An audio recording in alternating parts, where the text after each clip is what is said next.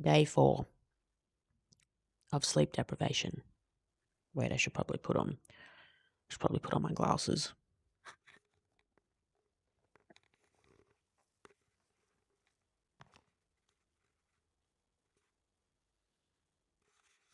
There we go. That's better. Maybe I should actually have some. Hold on. I'm going to make some better light. There we go. That's a bit better. I just turned on the above light. But I am back. Third instance of using this microphone. First time I used it, I spoke about feeling cringe, awkward. And I have to say, it does get a little bit easier, or the feeling isn't as prominent the more times I have now started doing it. I think I'm only on 3 times, but nonetheless. This is day 3. Day 3 of sleep deprivation. No, day 4. 4. Last night was 4 hours of sleep. It is 5 a.m. in the morning.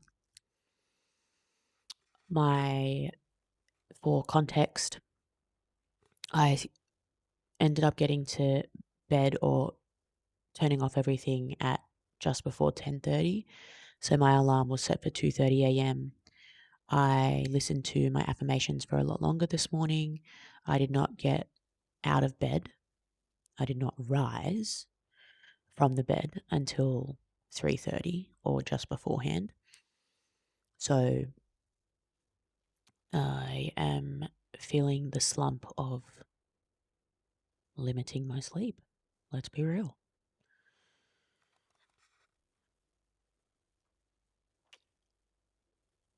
Yeah, my brain hurts. It's not a pressure anymore, which it was for the last 2 days, I would say. Like a low pressure, like almost like an ache or like a throbbing if we were to, what's the word, transfer it over into some physical sense of a limb, a different limb. But this morning, it is just a flatline hurt. So it's challenging, and that's why I feel like I'm in a bit of a slump now. But I chose this, and I know I chose this, and for good reason. So I'm not in any way complaining. I am observing what is happening in my body and in my head, especially with my history of concussions from professional sport and the subsequent migraine symptoms that I am left with in my everyday life. I thought it was important to check myself on this. And with me having some, let's call it for what it is, insane goals in challenging my limits, my human potential, my physical potential, my mental potential, my spiritual, and my bonds, my relationships. Not to say that I challenge those to an aggressive extent, but I would say that in my relationships, or in a lot of my relationships, there is room and opportunity for challenging, which I think is important. I think if you're agreeing with all of your friends and family 100% of the time, it might be time for you to review the circle, because that just sounds like an echo chamber. And I don't know how healthy that is. Nonetheless, I digress. So I'm on day 4, I believe. If I work backwards, last night was 4 hours. 2 nights ago was 5 hours. 3 nights ago was 6 under 6 hours 4 nights ago was 6.5. So I am on day 4. Thank you, quick math or not so quick math today. And I also feel a little bit, not a little bit, quite a lot slowed down. All normal, or what I would expect is normal symptoms. If you've ever experienced a concussion, it is quite symptomatic to experience things like pressure in your head, headaches, dizziness, nausea or vomiting, drowsiness, fatigue or low energy, sensitivity to light and or noise. And another one that a lot of people don't really pay too much attention to, or it's not maybe a common one, is sensitivity to noise and light. Actually, I just said that. So, sorry. It's actually unusual or rapid fire emotions from the person. So, yesterday, one of the key things that I documented was the frequency at which my mood dipped and came back up again. It was like, I'm alive, I'm dead, I'm alive again, I'm dead. That's exactly what it felt like.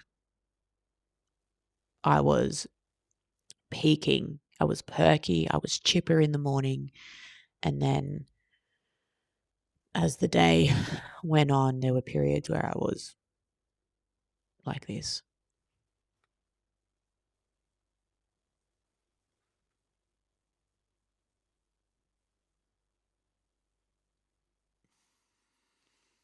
And then I was back up again. And then I was like this. And then I was back up again. And then I was like this. So it's very common for someone who has experienced or is experiencing concussion symptoms to be more emotional. Now, as this is more common and specific to genders, right? But it doesn't mean that I'm going to box in each gender and say these are the only things that you will experience if you sustain a concussion.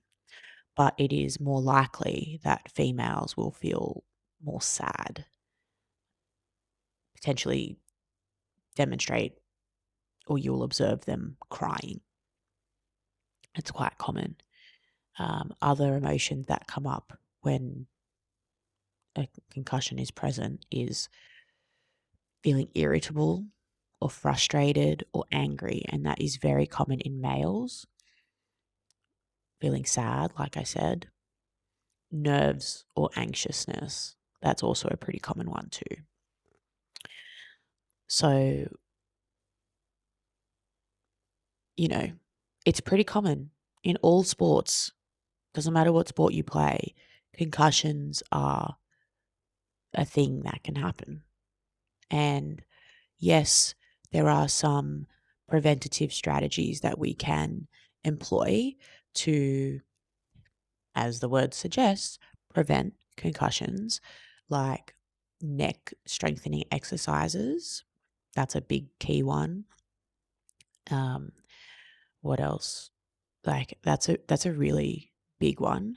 When we're talking about contact sports like rugby league, like rugby union, like NFL, even AFL, even netball, that's contact sport. I would say soccer too at times can be it's a, I'm not educated enough, but I would say it's a contact sport. Then you've got your like MMAs or like your jiu-jitsus, they are also contact sports. So where in any sport where a concussion could be possible. Where was I going with that? Wow. I have just completely lost it.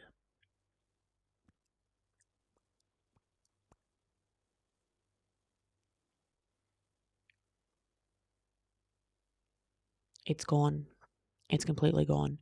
But education, I think being educated around what is possible, what someone will experience, it's so important that they gradually return back into their life.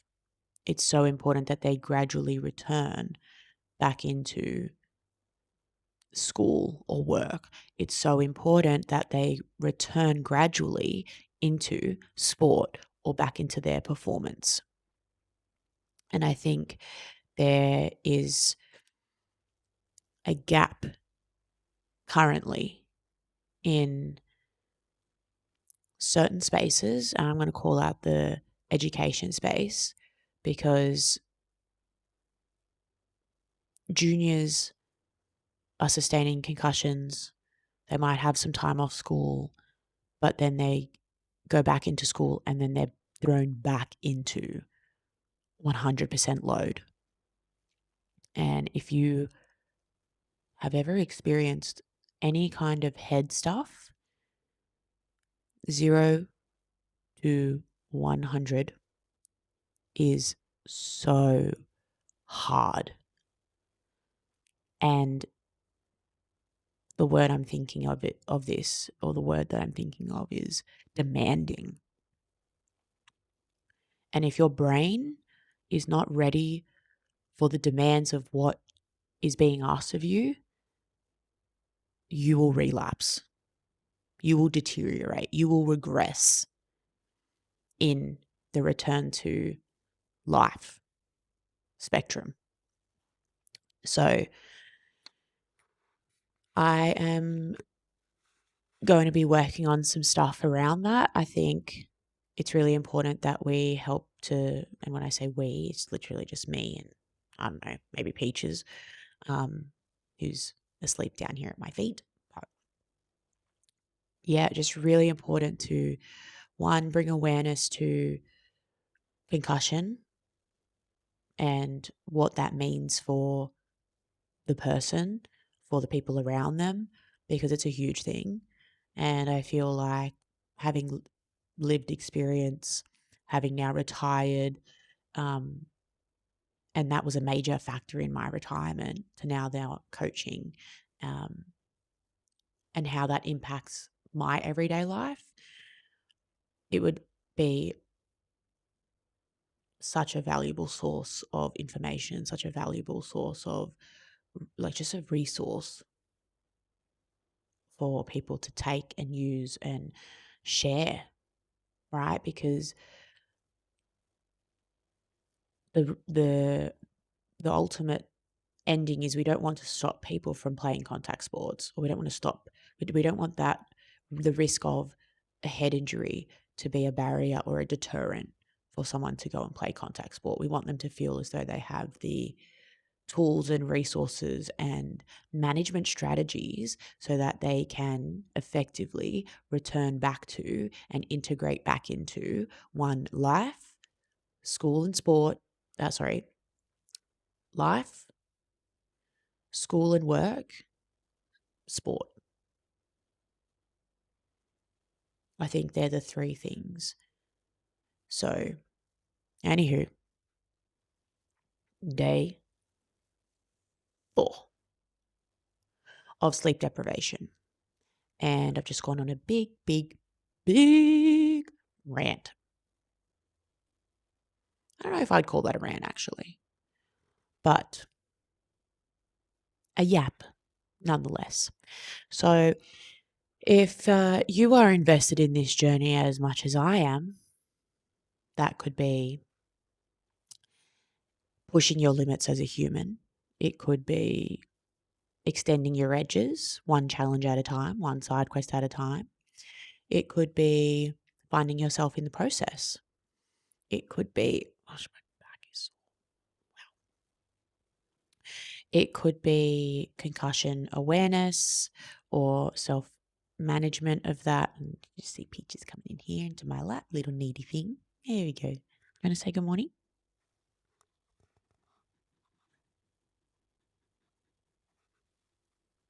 She says good morning.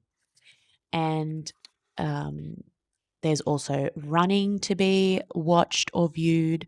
There's also butterscapades where I make butter. There are coaches' reflections. There are a number of different things because I am a multi passionate individual out here pursuing my limits as a human. So, if that sounds like you, if that sounds like something you are chasing but are unsure where to start, um, subscribing to this channel is probably a good place, or reaching out to me to talk about coaching. You, that is. But I will see you on the next one.